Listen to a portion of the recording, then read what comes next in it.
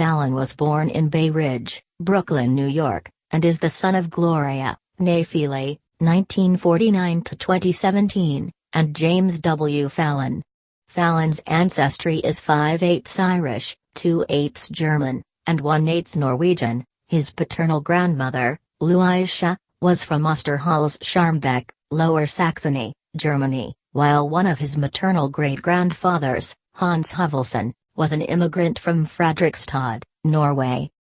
Fallon's patrilineal ancestry originates with his great-great-grandparents, Thomas Fallon, who was from County Galway, Ireland, and Louisa Stickever, whose parents were Henry Stickever, who was born in France, of Irish descent, and Mary O'Brien, who was Irish, a Vietnam War veteran. Fallon's father spent his adolescence singing in street corner doo-wop groups.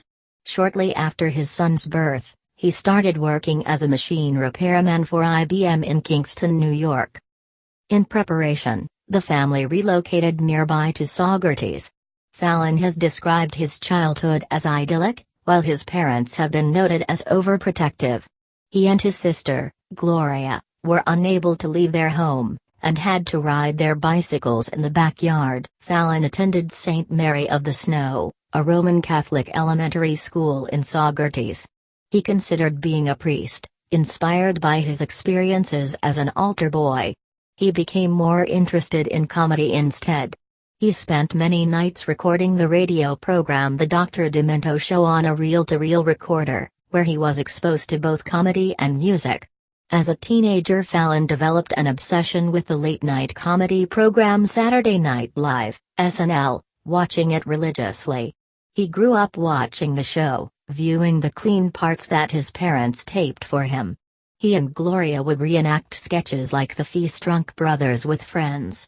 Fallon was such a fan that he made a weekly event of watching the show in his dormitory during college. In his teens, he impressed his parents with different impersonations, including actor James Cagney and comedian Dana Carvey. He was also musically inclined, and started playing guitar at age 13. He would go on to perform comedy and music in contests and shows. By his junior high years, he was labeled a class clown, to his teachers' disdain, but also described as generally nice and well-mannered. At Saugerties High School, from which he graduated in 1992, he was a performer in most stage productions, and was twice a class social director. He won a Young Comedians contest with an impression of Pee Wee Herman. He then attended the College of St. Rose in Albany, New York, where he was first a computer science major, later switching to communications in his senior year. In May 2009, 14 years after he left college a semester early to pursue a comedy career, he returned to receive his Bachelor of Arts in Communications.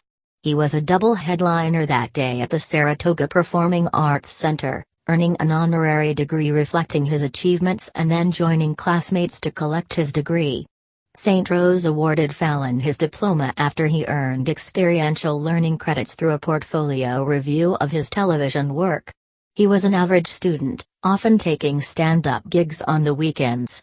Fallon would often board buses from his aunt's in Fort Hamilton to Caroline's Comedy Club in Times Square to perform sets. Fallon dropped out of the College of St. Rose a semester shy of a degree in 1995 to move to Los Angeles and pursue comedy full-time. He secured a manager and got bookings by the age of 21. He often did stand-up at the Improv, earning $7.50 per set, and he joined classes with the Groundlings, an improv comedy troupe. He appeared in the feature film The Scheme, originally entitled The Entrepreneurs. His one line in Father's Day was cut, but he can still be seen in the background. In 1998, Fallon appeared briefly on the show Spin City in the second season as a man selling photographs. He remained fixated on joining Saturday Night Live. After 2 years of working with the Groundlings, he auditioned for the program in 1997, but was unsuccessful. When he was cast in a pilot presentation for the WB, Fallon made sure to include a clause in his contract specifying that if he were to join SNL he would be released from his contract. His manager sent videotapes to Marcy Klein and Ayala Cohen, producers for SNL. This was my ultimate goal. If I ever cut into a birthday cake and made a wish, I would wish to be on SNL. If I threw a coin into a fountain, I would wish to be on SNL. If I saw a shooting star, I would wish to be on SNL. I remember saying to myself, if I don't make it on the show before I'm 25, I'm going to kill myself. It's crazy. I had no other plan. I didn't have friends, I didn't have a girlfriend, I didn't have anything going on. I had my career, that was it. Fallon landed his second audition at the age of 23. At the notoriously difficult audition, he was told by multiple individuals that creator Lorne Michaels almost never emitted laughter during auditions. Although he initially feared the comic before him, armed with an arsenal of props, would outshine him, Fallon went on stage and did well.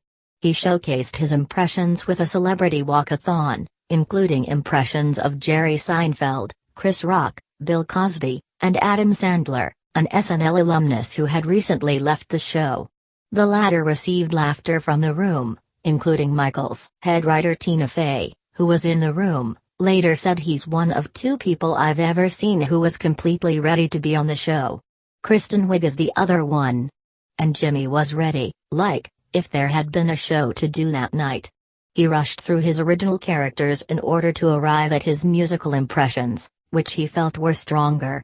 3 weeks passed, and despite his feeling that he had not gotten the position, he was asked to meet with Michaels at the Paramount lot in Los Angeles. Michaels informed him that they wanted him for the show, and Fallon characterized the moment as being in slow motion, remarking to Michaels before he left, "I'm going to make you proud." Fallon debuted on Saturday Night Live as a featured player at the beginning of the show's 24th season in September 1998. He became a star by his 4th episode, when he performed Halloween-themed versions of songs by popular artists, as well as his Sandler impression. His sudden popularity made Fallon a celebrity, where he was considered charming. Fallon possessed a strong female fan base, receiving numerous letters from fans and becoming the subject of numerous fan sites. He became the program's most featured mimic, with popular impressions of Robert De Niro, Jerry Seinfeld, and Howard Stern. In addition, he also starred as many original characters, including Nick Burns, an IT support nerd, Pat Solly Sullivan, one of the Boston teens with Rachel Dratch, and In Jarrett's Room, a fictional webcast hosted by Stoner College students Jarrett, Fallon, and Gobi, Horatio Sanz. He was promoted to repertory player in his 2nd season. In his off time, Fallon released a book comprising email exchanges with his sister, titled I Hate This Place, A Pessimist's Guide to Life, 1999, and filmed a minor role for the film Almost Famous, 2000. During their time at SNL, Fallon and Horatio Sanz often drank together. Sanz has described Fallon and himself as super-functioning alcoholics, and stated, "They say that kind of goes hand in hand with SNL, some kind of substance abuse issues, because it's so stressful you easily find yourself blowing off steam a lot." For example, on one occasion, they spent a Friday night watching the Strokes perform a midnight show, staying up until the early morning drinking, despite having to do SNL that night. "We actually took what we thought being on SNL was, what people think is awesome about it, and we made it happen," said Sanz, who noted that he and Fallon got in more than a few bar fights. Fallon initially envisioned he would spend 3 years at SNL, like Belushi, but he was persuaded to stay on for an additional 3 when given the reins to Weekend Update, which he would co-host with writer Tina Fey. His co-hosting of Weekend Update increased his profile even more. During this tenure, he formed a close relationship with Michaels, whom he'd consult with on anything from dating to career advice. Fallon called a December 2001 sketch in which he imitates Rolling Stones frontman Mick Jagger in a mirror opposite Jagger his favorite thing he had done up to that point. In his later years on SNL, Fallon co-starred in a skit titled The Barry Gibb Talk Show alongside musician Justin Timberlake, where the duo portrayed Bee Gees brothers Barry and Robin Gibb. It marked the beginning of a long-running friendship and collaboration with Timberlake. Fallon became well known for his tendency to break character in sketches, an attribute he himself, as well as Michaels, disliked. It began in the infamous More Cowbell sketch, when Will Ferrell wore a tighter shirt than expected, causing Fallon to crack up. Following this, other cast members would intentionally try to get Fallon to break. Other cast members believed he was attempting to steal the moment, to make the sketch about himself. The joke became near constant during Fallon's final year on the show. During this time, Fallon parlayed his SNL success into co-hosting the 2001 MTV Movie Awards and 2002 MTV Video Music Awards, and the recording on his debut comedy album, The Bathroom Wall, 2002, which was nominated for the Grammy Award for Best Comedy Album. He also modeled for Calvin Klein. Fallon was named one of People magazine's 50 Most Beautiful People in 2002, an honor Fallon found embarrassing. Fallon began to pursue a movie career beginning in 2004. He had spurned most major roles due to lack of time and disinterest in the dozens of scripts he read. He signed on for his first lead role in Taxi, a remake of a French film. Fallon had read the script in the prior years but became more interested when co-star Queen Latifah became attached to the project.